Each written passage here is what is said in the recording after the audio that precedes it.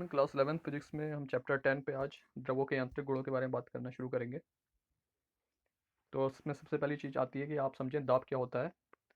किसी सरफेस पे जब आप फोर्स लगाते हैं तो जो दाब का फॉर्मूला बनता है वो बनता है P=F/A। मतलब आप जब फोर्स लगा रहे हैं किसी सरफेस पे तो सरफेस का एरिया और आपके फोर्स की मात्रा ये दोनों मिलकर दाब का गणना करती हैं, और इसमें जो फॉर्मूला होता है P=F/A। तो इसके हिसाब से अगर आप देखें तो डेफिनेशन ये बनती है कि प्रति एकांक क्षेत्रफल पर लगने वाले बल को ही दाब कहते हैं।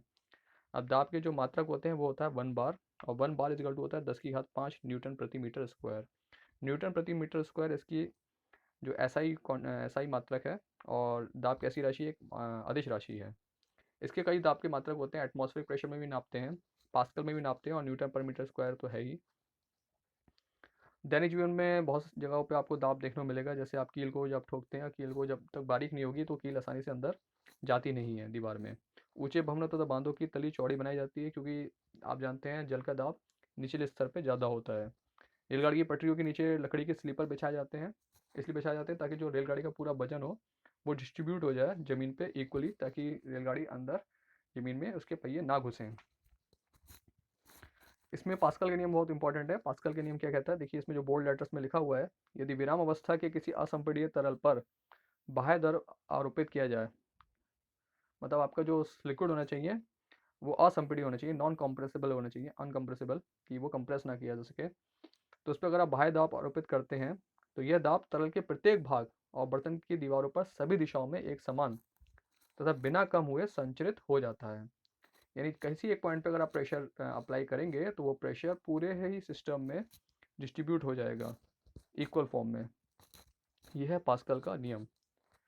घनत्व, द्रव्यमान आयतन और घनत्व में एक संबंध होता है, जिसमें घनत्व बराबर होता है द्रव्यमान बटे आयतन, D=m/v।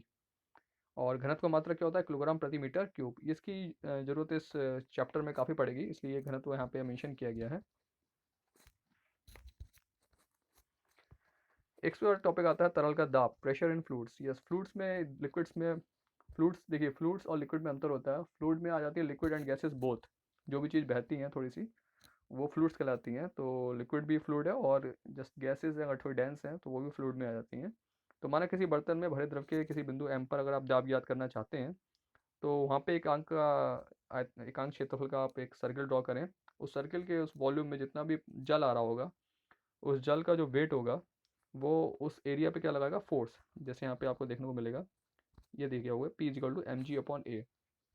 एम जी क्या है, उस लिक्विड का भार जो उस एरिया में आया हुआ है, और ए एरिया जो आपने उसमें ड्रॉ कर लिया, यहाँ पर ये जो सर्कल ड्रॉ करा हुआ है।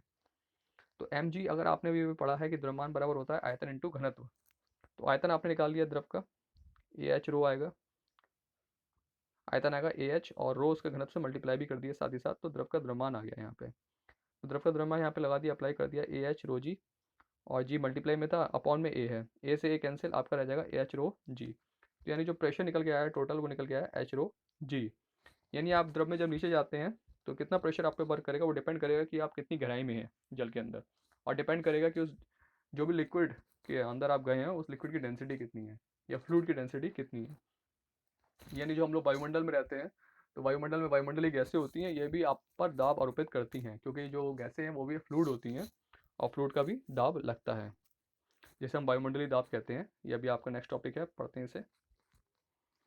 गहराई के साथ दाब में परिवर्तन बिल्कुल होगा। जैसे जैसे आप गहराई में जाते जाएंगे आपके दाब में, गहराई के साथ दाब में परिवर्तन होता जाएगा।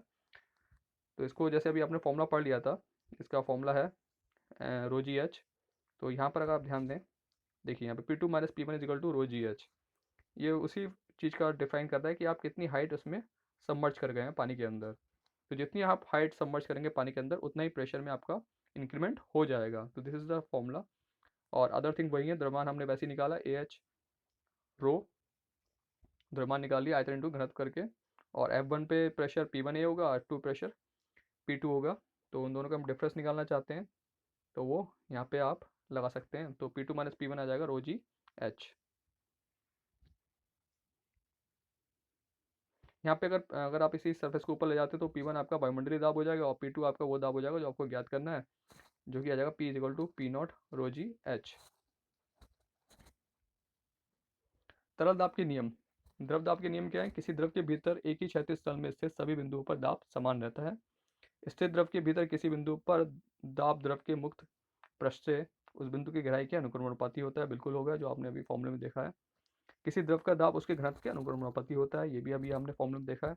और द्रव का दाब बर्तन की आकृति आकार पर निर्भर नहीं करता। It doesn't depend upon the shape और साइज ऑफ द पॉट और the vessel you are using. वायुमंडलीय दाब, एटमॉस्फेरिक प्रेशर, अभी अभी मैंने आपसे कहा था कि आने वाला टॉपिक है आपका वायुमंडलीय दाब। जस्ट लाइक भी हम लोग पृथ्वी के तल पे रहते हैं, और पृथ्वी पे आप जानते हैं कि वायुमंडल है, और वायुमंडल गैसों से बना हुआ है, और गैसें क्या होती है? फ्लूइड होती हैं। और फ्लूइड का भी आपने देखा क्या होता है? दाब। तो इन गैसों का क्या होता है? वायुमंडलीय दाब जो कार्य करता रहता है, उसी को वायुमंडलीय दाब कहते हैं। तो किसी बिंदु पर वायुमंडलीय दाब उस बिंदु के एकांक अनुप्रस्थ काट वाले क्षेत्रफल पर उसी बिंदु से वायुमंडल के शीर्ष तक वायु के स्तंभ के भार के बराबर होता है। ये उन्होंने वो इसका डिस्क्रिप्शन किया है जो अभी अभी हम लोग जस्ट पढ़ के आए हैं। तो इसमें कोई चिंता करने की बात नहीं है। आप इतना ध्यान रखिए, जो वायुमंडलीय गैसें हैं वो आप पर दाब लगाती हैं, और डिपेंड करता है कि वो वायुमंडल आपके जो पृथ्वी के तल से उससे कितनी ऊंचाई तक उपस्थित है। उसको कैलकुलेट करके डेंसिटी अप्लाई करके हम ये वायुमंडलीय दाब ज्ञात कर सकते हैं। इसकी स्टैंडर्ड वैल्यू है जो यहाँ पे मेंशन भी की जाती है बुक में, उसे आप ध्यान रखें। तो ये स्टूडेंट आज के टॉपिक। इसके बाद हम फर्दर आगे नेक्स्ट वीडियो में बात करते हैं। तब तक के लिए धन्यवाद।